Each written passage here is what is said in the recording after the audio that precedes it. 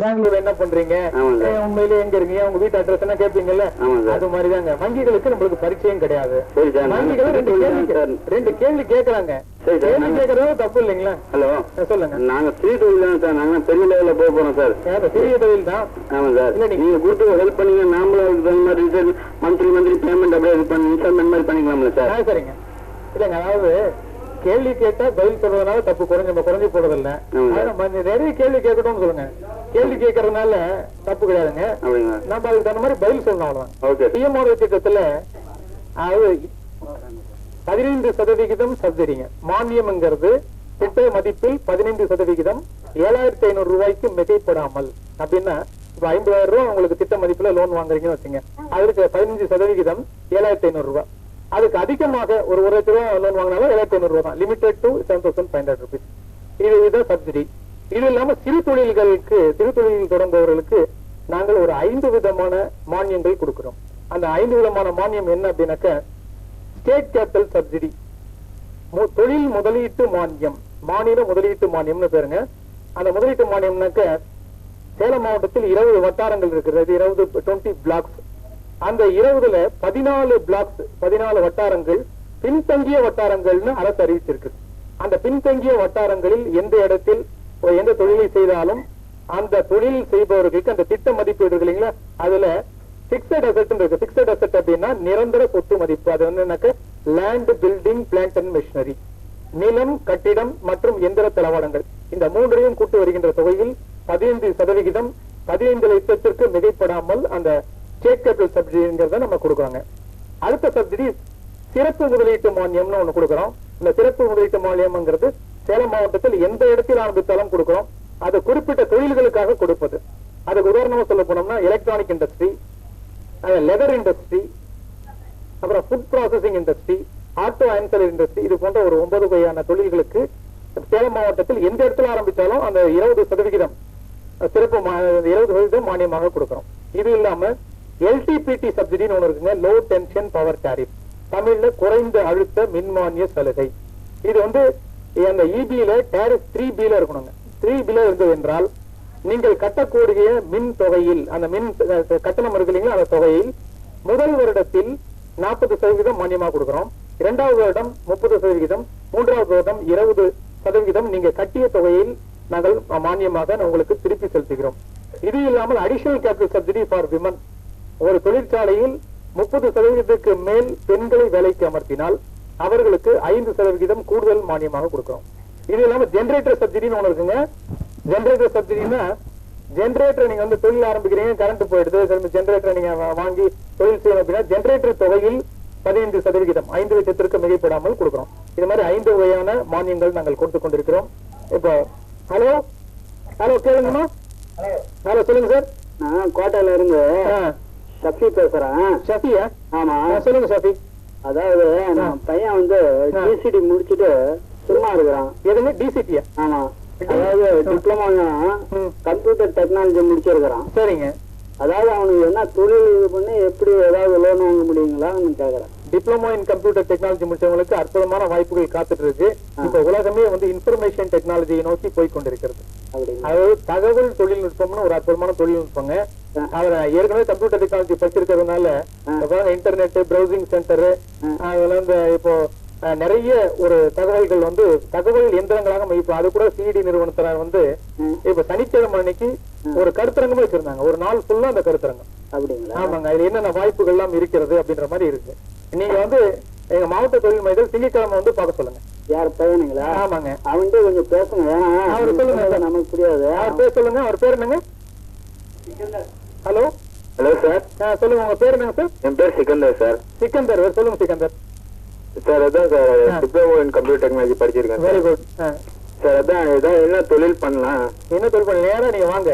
அதாவது there is a very big list. அதாவது computer technology முடிச்சுட்டு என்ன பண்றதுன்னு கேள்வி கேட்க வேண்டிய அவசியமே இல்லை. அவ்வளவு தொழில்கள் மலிந்து இருக்கிறது. ஏன்னா 2000 இருந்து அப்புறம் கம்ப்யூட்டர் இல்லாத வீடே இல்லாம இருக்க போகுது. எல்லார் வீட்லயும் கம்ப்யூட்டர் வந்துட போகுது. அப்புறம் நேரம் வீட்டுல உட்காந்துட்டு தான் படிக்க போறாங்க. இன்டர்நெட்ல நாங்க வந்து இப்போ தொழில் வணிக துறையில் ஒரு வெப்சைட் ஓபன் பண்ணிருக்கோம். மாண்புமிகு அமைச்சர் அவர்கள் திறந்து வச்சாங்க. மாண்புமிகு திரு ஐ பெரியசாமி அவர்கள், ஊரக தொழில்துறை அமைச்சர், வெப்சைட் அதாவது கம்ப்யூட்டர் தளம், கணினி தளம்னு பேர் இருக்கு. சரி. எங்க மாவட்டத்தை தொழில் மையத்துல தொழில் வணிகத் துறை என்னென்ன பண்றாங்க அப்படிங்கறத நீங்க வீட்டுல உட்காந்துட்டு அந்த கணினி தளத்துக்குள்ள போனீங்கன்னா எல்லாமே அதுல வந்து உங்களுக்கு தெரியும். வெப்சைட் அட்ரஸ் என்ன? ஆமா, அப்ளிகேஷன் ஃபார்மே அதுல கிடைக்கும். அப்ளிகேஷன் ஃபார்மே நீங்க டவுன்லோட் பண்ணிக்கலாம். சரி. அது மாதிரி சிறு தொழில் ஸ்மால் எஸ்எஸ்ஐ சர்டிபிகேட் அப்ளிகேஷன் ஃபார்மும் டவுன்லோட் பண்ணிக்கலாம். வேணுங்கிற விஷயங்கள் அப்படியே வீட்டுல இருந்தே படிக்கிற மாதிரி ஒரு அற்புதமான விஷயங்கள் இருக்குது. இமெயில் இருக்குது. வெப்சைட் அட்ரஸ் என்ன சொன்னீங்க? எதுங்க அந்த அட்ரஸ், வெப்சைட்டோட அட்ரஸ்? வெப்சைட் அட்ரஸ் வந்து நீங்க என்கிட்ட வாங்க. அதாவது TNDIC டி தமிழ்நாடு என் TNDIC.org TNDIC.org இதுதான் அந்த சிம்பிள். நீங்க போட்டு பாருங்க.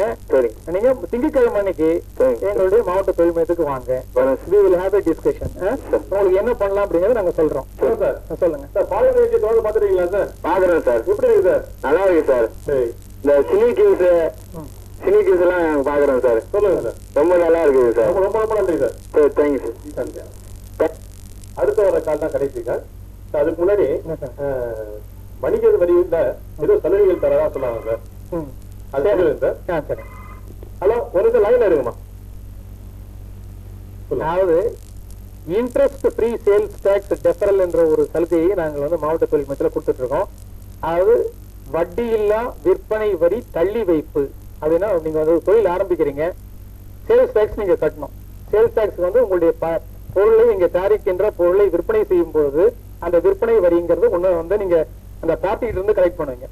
அதை வந்து 9 வருடத்திற்கு நீங்கள் கட்ட வேண்டியதில்லை. 9 வருடத்துக்கு கட்டுறதா இல்லைனாக்க பின்தங்கிய வட்டாரங்களில் நீங்கள் தொழில் செய்திருந்தால், அந்த தொழிலை தொடங்கி இருந்தால் 9 வருடங்களுக்காக முதல் வருடம் நீங்க 1 லட்சம் ரூபாய் நீங்க சேல்ஸ் டாக்ஸ் வாங்குறீங்க. இதை 9 வருடம் கழித்து 10வது வருடத்துல நீங்க திருப்பி செலுத்தினால் போதும். அதே போல 9 வருடங்களுக்கு ஒவ்வொரு வருஷமும் நீங்க 1 லட்சம் சேல்ஸ் டாக்ஸ் கலெக்ட் பண்றீங்கன்னு வச்சுங்க. அதை வந்து 1வது வருடம் நீங்க கலெக்ட் பண்ணது 10வது வருஷம் கட்டினா போதும். 2வது வருடம் கலெக்ட் பண்ணது 11வது வருஷம் கட்டினா போதும். இதுல என்ன அற்புதமான விஷயம் என்றால், நீங்க ஃபர்ஸ்ட் வருடம் கலெக்ட் பண்ண அந்த 1 லட்சம் ரூபாயை வங்கிகளில் போட்டால் 5 வருடத்தில் அது 2 லட்சமாக மாறுகிறது. 10 வருடத்தில் 4 லட்சமாக மாறுகிறது. நீங்க 10வது வருடத்தில் திருப்பி செலுத்த வேண்டிய தொகை 1 லட்சம் மட்டுமே. உங்களுக்கு என்ன லாபம்னா 3 லட்சம் ரூபாய் லாபம். இது போல தொடர்ச்சியாக 9 வருடத்திற்கு உங்களுக்கு அந்த லாபம் கிட்டுவதற்கு வாய்ப்பாக இருக்கிறது. இதை வச்சு நீங்க என்ன பண்ணலாம் அப்படின்னா, நீங்க ஒர்க்கிங் கேபிட்டலா பயன்படுத்திக் கொள்ளலாம். உங்களுடைய தொழில் மேம்பாடு, சிறு தொழில் மேம்பாடுக்காக அந்த பணத்தை நீங்கள் உபயோகித்துக் கொள்ளலாம். இது அற்புதமான சலுகை. நிறைய பேர் வந்து தெரிய மாட்டேங்குது, இதை அவைல் பண்றது இல்ல. ஆனா இருக்கிற சலுகையில மானியங்களை விட, மற்ற சலுகைகளை விட இந்த சேல்ஸ் வட்டியில்லா விற்பனை வரி தள்ளி வைப்புன்ற ஒரு அந்த சலுகை இருக்கிறது. அந்த சலுகை ஒரு அற்புதமான சலுகை. அதை நீங்கள் உபயோகித்துக் கொள்ளலாம். Hello, sir. கொல்லம்படியில் பழனிசாமி பேசுறேன் சார். சொல்லுங்க பழனிசாமி. நான் லோன் வாங்கலான் இருக்கேன். சரிங்க சார். அதுக்கு பேங்க் எப்படி கேரண்டர் போடணுங்களா இல்ல செக்யூரிட்டி ஏதோ கொடுக்கணுங்களா சார்? அதாவதுங்க, நீங்க அதை வந்து என்ன தொழில் ஆரம்பிக்கிறீங்க, எவ்வளவு அதுக்கு முதலீடு தேவை? இப்போ 1 லட்சம் ரூபாய் வேணும் அப்படின்னு வச்சுங்க. 1 லட்சம் ரூபாயும் 1 லட்சம் ரூபாய்க்கு அதிகபட்சமாக நீங்க பணம் வேணும் அப்படின்னா நீங்க கண்டிப்பாக இந்த செக்யூரிட்டி கொடுத்தாகணுங்க. அப்படிங்களா சார்? ஆமாங்க. 1 லட்சம் ரூபாய்க்கு குறைவாக இருந்தால் செக்யூரிட்டி தேவையில்லை. இதுதான் வந்து ரிசர்வ் பேங்க் ஆஃப் இந்தியாவுடைய இன்றைய கைட்லைன். சரி சார். அதான் நம்ம ஃபாலோ பண்ணிட்டு இருக்கோம். சரி சார். ஒரு ரெக்வெஸ்ட் சார். சொல்லுங்க. ஏற்கனவே வாங்கியிருக்கேன் சார் லோன் பிஎம்ஆர்ஐ. சரிங்க. ஒரு நண்பர் ஒருத்தர் வந்து கேரண்டர் போட்டாரு சார். சரிங்க. அவர் ஏற்கனவே எனக்கு அமௌண்ட் வந்து ஒரு குறிப்பிட்ட தொகை கொடுக்கணும் சார். சரிங்க. இப்போ வந்து நான் லோன் கொஞ்சம் நிப்பாட்டிட்ட கட்டவில்லை. சரிங்க. இப்போ அந்த கேரண்டர் வந்து கேரண்டரை நீ கேன்சல் பண்ணி விட்டா தான் உனக்கு அமௌண்ட் பெறும்னு சொல்றாரு. எப்படி அப்படி ஏதாவது கேன்சல் பண்ண முடியுங்களா சார் அந்த கேரண்டர்? எப்படி கேரண்டருக்கு வந்து கேரண்டர் ஏற்கனவே லோன் வாங்கியிருக்காரா? இல்ல வாங்கல சார். சரி. எனக்கு தான் கேரண்டரா போட்டிருக்காங்க. உங்களுக்கு கேரண்டரா போட்டிருக்காங்க. இப்ப என்ன கேக்குறாங்க? என் மூலியமா அவருக்கு கொஞ்சம் ஒரு அமௌண்ட் வாங்கியிருக்காரு சார் என்கிட்ட. இல்ல உங்ககிட்ட வாங்கிருக்காங்களா? நீங்க பிஎம்ஆர் லோன் வாங்கிருக்கீங்க? லோன் வாங்கிருக்கேன் சார். சரிங்க. நீங்க அவர்கிட்ட பணம் கொடுத்துருக்கீங்களா? ஆமா சார். அது வந்து உங்களுடைய ரிஸ்க்குங்க. அது சரி சார். இப்ப எப்படிங்க லோன் வந்து வங்கிகள் கொடுக்கும் போது பிஎம்ஆர்ஐ வந்து நீங்க எங்ககிட்ட வர்றீங்க, நீங்கள் படித்த படிப்பு, உங்களுடைய அனுபவம் இதெல்லாம் இன்டர்வியூல கேட்டு உங்களுக்கு லோன் பரிந்துரை பண்ணி நீங்க லோன் வாங்கிருக்கீங்க. இதை நீங்க வந்து பிசினஸ்க்கு தான் உபயோகப்படுத்தணும். நீங்க இன்னொருத்தருக்கு கொடுத்துட்டீங்கன்னு வச்சீங்க, அது நம்ம பர்சனல் ரிஸ்க் தாங்களே. அது அவங்க கிட்ட நீங்க பர்சனல், உங்க ஃப்ரெண்டு தானே அவரு, அதனால நீங்க அவரு பிரஷர் கொடுத்து வாங்கிட வேண்டியதான். நன்றி. அடுத்தது இந்த மகளிர்களுக்காக இந்த சிறு மையம் மூலமா என்ன பலன் செஞ்சிருக்கீங்க? மகளிருக்கு மகளிர் தொழில் முனைவர் மேம்பாட்டு திட்டம் அப்படின்னு ஒண்ணு இருக்குங்க. அதுக்கு விமன் இடிபி ட்ரைனிங் பேர், விமன் என்டர்பிரினர்ஷிப் டெவலப்மெண்ட் ப்ரோக்ராம். இதுல நாங்க என்ன பண்றோம் அப்படின்னா, வருடத்திற்கு ஒரு குறிப்பிட்ட என்னோட எண்ணிக்கை உள்ள மகளிர்களை நாங்கள் தேர்ந்தெடுக்கிறோம். சென்ற வருடம் 45 பேரை நாங்கள் தேர்ந்தெடுத்தோம். 45 பேருக்கும் பயிற்சி அளித்தோம். அப்ப 2 மாத காலம் பயிற்சி. இந்த வருடம் 99-2000 இதுல 35 பேரை நாங்க செலக்ட் பண்ணி, அதுல 35 பேர்களுக்கு தியாகராஜா பாலிடெக்னிக் மூலியமாக நாங்க அந்த ட்ரைனிங்கை கொடுத்தோம். அந்த ட்ரைனிங் கொடுத்து அந்த பயிற்சிக்கு அந்த 35 வெற்றிகரமாக அவர்கள் பயிற்சியை முடித்திருக்கிறார்கள். அதுல என்னென்ன ட்ரேடில் அவங்களுக்கு செலக்ட் பண்ணிருக்காங்க அப்படின்னா, readymade garments, manufacture of readymade garments, அதாவது ஆயுத்த ஆடைகள் தயாரிப்பு, அப்புறம் டெய்லரிங் அண்ட் எம்ப்ராய்டரி, அப்புறம் ஸ்கிரீன் பிரிண்டிங், அப்புறம் பியூட்டி பார்லர், அப்புறம் ஃபுட் ப்ராசஸிங், இப்போ ஊறுகாய் செய்யறது, ஜாம் செய்யறது, பேக்கரி ப்ராடக்ட்ஸ், இது போல இது போன்ற ஒரு 5 தொழில்களுமே என்ன அப்படின்னு பாத்தீங்கன்னாக்க டிமாண்ட் உள்ள தொழில். அது எப்ப வேணா யார் எப்ப தயார் பண்ணாலும் அது உடனே நல்ல லாபகரமாக இயங்கக்கூடிய ஒரு அற்புதமான, இப்ப பியூட்டி பார்லர் அப்படின்னு வச்சுங்க, நாங்கள் சென்ற வருடம் பிஎம்ஆர்வில பியூட்டி பார்லரை ஒரு 2-3 பேருக்கு கொடுத்திருக்கோம். அற்புதமாக தொழிலை செய்து கொண்டிருக்கிறார்கள். அவங்க தொழில வரும்போது, எங்ககிட்ட வரும்போது ஒரு பொண்ணு வந்தாங்க, ஒரு மகளிர் வந்தாங்க. அவங்க வந்த உடனே நான் எனக்கு பிபிக்கு லோன் கொடுங்கன்னு சொன்னாங்க. ஏன்னா பிபி லோனுங்க உங்களுக்கு லோ பிபிங்களா ஹை பிபின்னு கேட்டோம். உடனே ஹை பிபின்னாங்க. சரின்ட்டு நாங்கள் அதுக்கு பரிந்துரை செய்து ஒரு கடன் வாங்கி கொடுத்தோம். ஹை பிபினா தெரியுங்களா? பிபினா பியூட்டி பார்லரு, ஹை பிபினா மாடியில வச்சிருக்காங்க. அந்த பியூட்டி பார்லர் மாடியில வச்சிருக்காங்க, அது ஹை பிபி. அதுல குகையில வச்சிருக்காங்க, அந்த கௌசல்யா கிளினிக் நினைக்கிறேன். அந்த பியூட்டி பார்லர்னு அற்புதமாக ஒரு இயங்கி கொண்டிருக்கிறது. என்றால் இப்படி இருக்கின்ற காலகட்டத்தில் இந்த கல்யாணத்துக்கு போறவங்க எல்லாம் அந்த அலங்காரம் பண்ணாம போறதே கிடையாது. அத கல்யாணத்துல 1500 ரூபாய் நீங்க கொடுக்கணுங்க அந்த அலங்காரம் பண்றதுக்கு. போறவங்களும் சரி, அந்த மணப்பெண்ணாக இருந்தாலும் சரி, நிறைய டிமாண்ட் இருக்கு. இப்ப அந்த அழகு என்பது ஒரு மிக முக்கியத்துவமாக வாழ்ந்திருக்கு. அதனால அந்த தொழிலை நாங்கள் தேர்ந்தெடுத்து அவர்களுக்கு பயிற்சி அளித்திருக்கிறோம். அதே போல ரெடிமேட் கார்மெண்ட் இப்போதான் துணி டெய்லர்கிட்ட போய் தைக்கிறது இல்லைங்க, வாங்குறாங்க, நேரா போறாங்க. இந்த துணி அளவு கொடுப்பதற்கு இவங்களுக்கு டைம் கிடையாது. நேரா போறாங்க, ஸ்மாலா, மீடியமா, எக்ஸெல்லா அதெல்லாம் கேட்கறாங்க. உடனே போட்டு ஒரு ட்ரெஸ் எடுத்துவாங்க, ரெடிமேட்டா போட்டுக்கிறாங்க.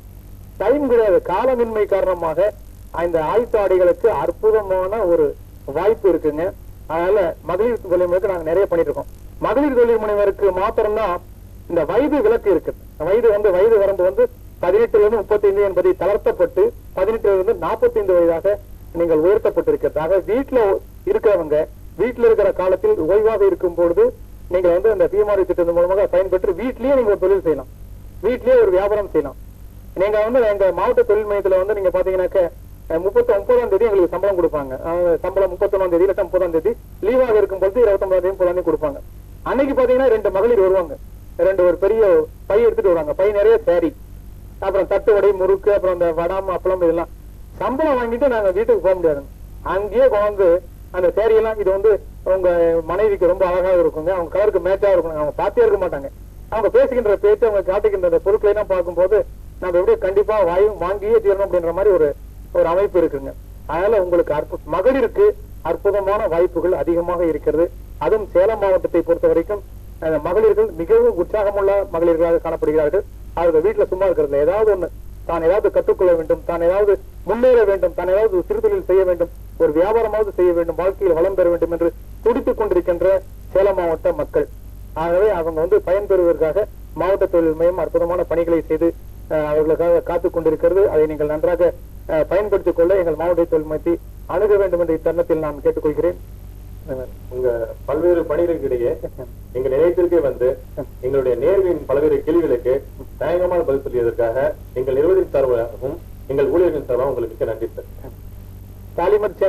பாலிமர் சேனல் ஒரு அற்புதமாக பணியை செய்து கொண்டிருக்கிறது. நான் கெமிக்கல் இன்ஜினியரிங் படிக்கும் பொழுது இந்த பாலிமரில் தான் நான் தனியாக ஒரு ப்ராஜெக்ட் நான் செய்திருக்கிறேன். அப்பொழுது நான் இப்பொழுது கூட அந்த ப்ராஜெக்ட் ரிப்போர்ட்டை, அந்த திட்ட அறிக்கையை நான் கையில் வைத்திருக்கிறேன். அதைத்தான் எனக்கு ஞாபகம் வருகிறது. பாலிமர் சேனல் பார்த்த உடனே நான் அந்த டிகிரி வாங்கும் போது எது எனக்கு உதவியதோ அதுதான் இப்பொழுதும் உதவி செய்து கொண்டிருக்கிறது. அவை இந்த அற்புதமான வாய்ப்பை அளித்த பாலிமர் சேனலுக்கு மாவட்ட தொழில் மையத்தின் மூலமாகவும் என்னுடைய சார்பிலும் என்னுடைய மனமார்ந்த உளம் கணிந்த இதயம் கணிந்த நன்றியை தெரிவித்துக் கொள்கிறேன். நன்றி, வணக்கம். என்ன நேயர்களே, நிகழ்ச்சி எப்படி இருந்தது? உங்கள் கருத்துக்களை அறிய ஆவலாய் உள்ளோம். மீண்டும் இதே போன்ற ஒரு நிகழ்ச்சியை சந்திக்கும் வரை விடைபெறுகிறோம். நன்றி.